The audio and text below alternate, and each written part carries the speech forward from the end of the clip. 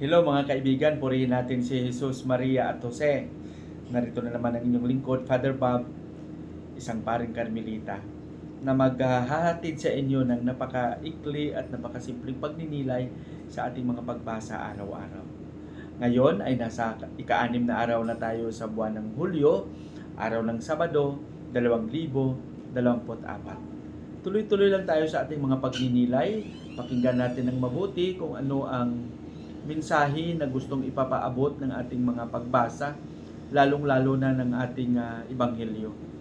Sa araw na ito, ang ating Ebanghelyo ay babahagi sa atin ni San Mateo, Kapitulo 9, versikulo 14 hanggang 17. Dito napansin natin na yung mga alagad ni Jesus at ang mga Pariseyo ay nagkaroon ng malaking pagtatanong kung bakit yung mga kasama ni Jesus, yung kanyang mga alagad ay hindi nag-aayuno. Samantalang ang mga Pariseyo at ang mga masigasig na sumusunod sa kautusan ay talagang tapat sa pag-aayuno. Siguro kung makita natin na ang pagsunod sa mga kautusan minsan ay malaking punto ang kanyang gustong iparating, lalong-lalo na kung ating naunawaan ito ng mabuti.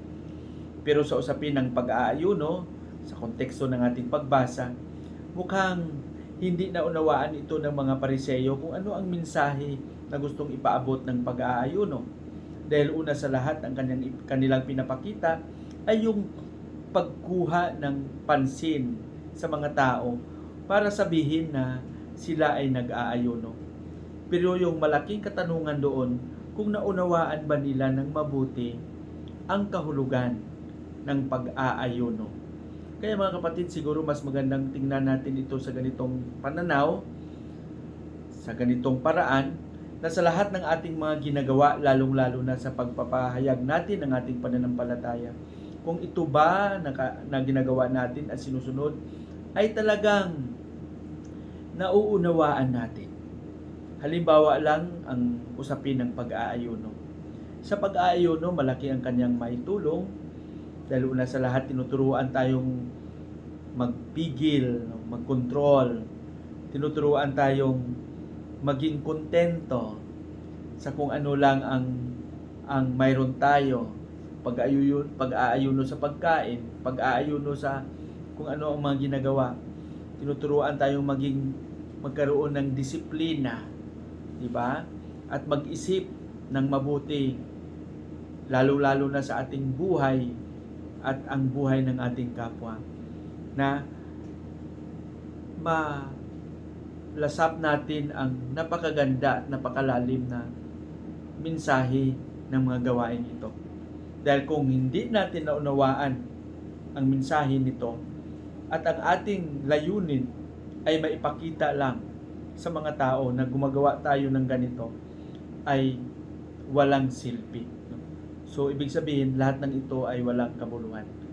Kaya, sinabi ni Jesus, nakasama pa ni Jesus ang kanyang mga alagad, at yan ang dahilan kung bakit hindi sila nag-aayuno. At ang gustong iparating din ni Jesus, na yung pag-aayuno ay binigyan nila ng saysay. No? Isinabuhay nila kung ano ang gustong ipaabot sa pagsunod sa pag-aayunong ito. Kaya mga kapatid, sana tayo ay magkaroon din ng tapat na pag-unawa sa lahat ng ating mga ginagawa, lalong-lalo na sa ating mga tungkulin, sa buwan ng Kwaresma, sa buwan ng Advento, ay mga pinapaabot sa atin ang ating simbahan na mga instrumento upang sundin natin, upang sa gayon ay magabayan tayo sa ating mga pagninilay. Amen? Patnubayan nawa tayo ng Panginoon. Sa ating panalangin, Panginoong Hesus, turuan mo kaming unawain ng mabuti ang lahat ng aming ipinapahayag, ang lahat ng aming pagsunod sa iyo, upang sa gayon ay maisabuhay namin ito ng buong katapatan. Amen.